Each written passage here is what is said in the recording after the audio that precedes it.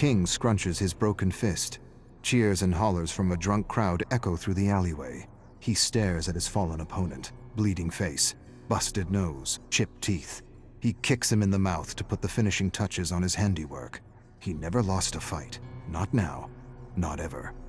Always bet on King. He glances over the crowd, spots Donnie, an old friend with a gambling problem. Not much of a problem if he continues to bet on me. King looks at his watch. He's late for a family meeting.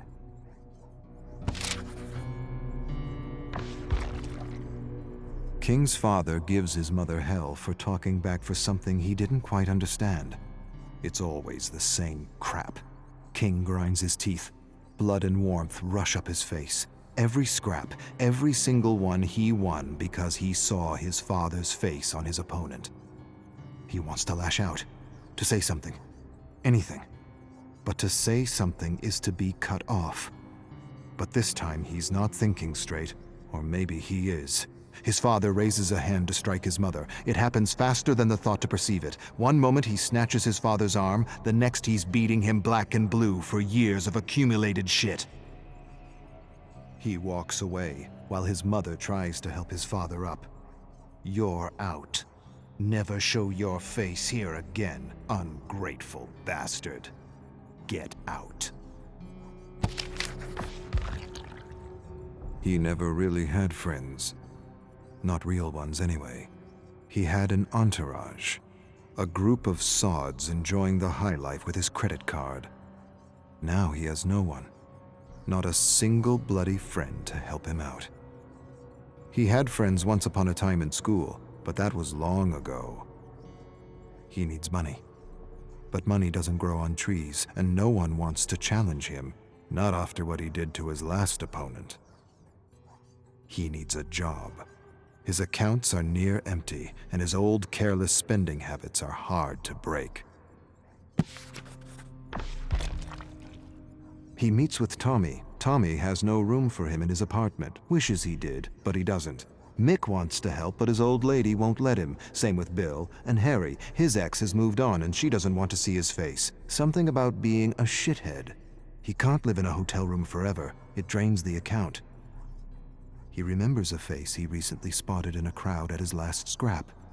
They were friends since they were toddlers. He was a genuine friend, even if they went separate ways. King looks him up.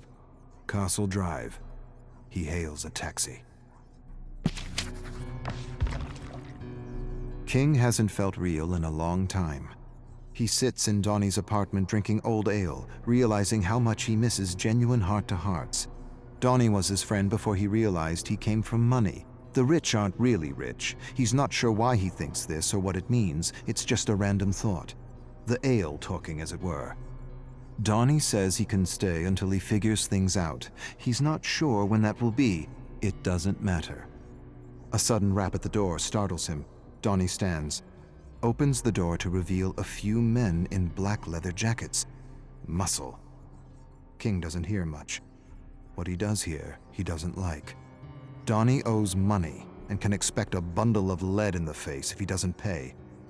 He laughs when he returns to the kitchen table. It's your fault, King. I don't know who to bet on anymore. King lost his last 3 jobs and is going back to what he does best. A challenger steps into the circle in the dimly lit alley, double his size, massive. King doesn't care. A head's a head. He'll go down like the others. Crowd calls him the Ghetto Masher. The Ghetto Masher glares at him. The ref spits out rules he's heard 1,000 times. King stares at him and sees not his father, but his opponent. A bell sounds. With a bestial snarl, the Ghetto Masher lunges. King evades a wild blow that would have ripped his head off. He feels strange, unresponsive, confused. Donnie screams at him. He glances at him as he receives a massive fist to the skull. Black swirls across his eyes. He doesn't remember the thud against his skull. He doesn't remember his legs buckling. He doesn't even remember collapsing in a pile of festering garbage. He only remembers waking up on the couch in Donnie's apartment. He's lost his edge. His anger. His rage. His hate. Was that all he was? Donnie's asking if he's okay, and he's not sure. Am I okay? Will I be better? I don't know. Was it just a fluke? A lucky shot?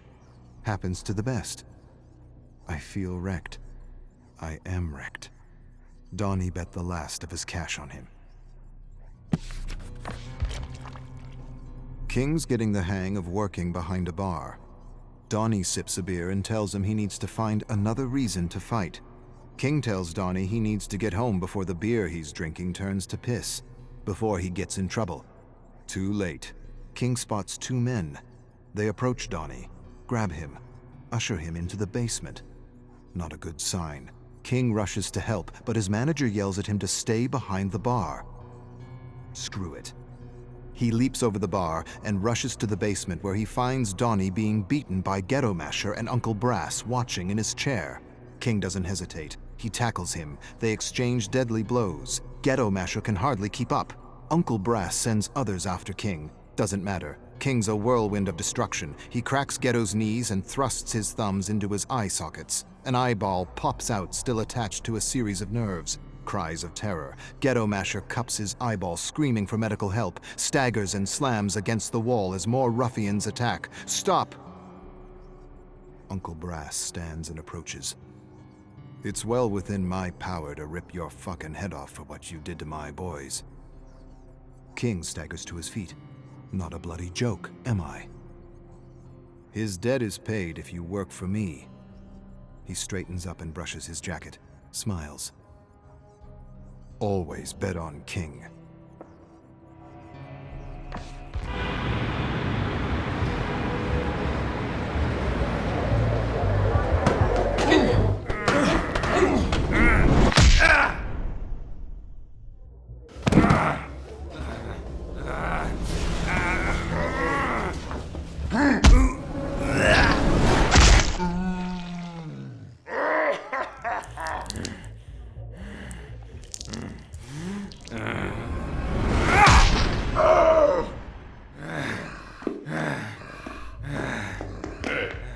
Whoa.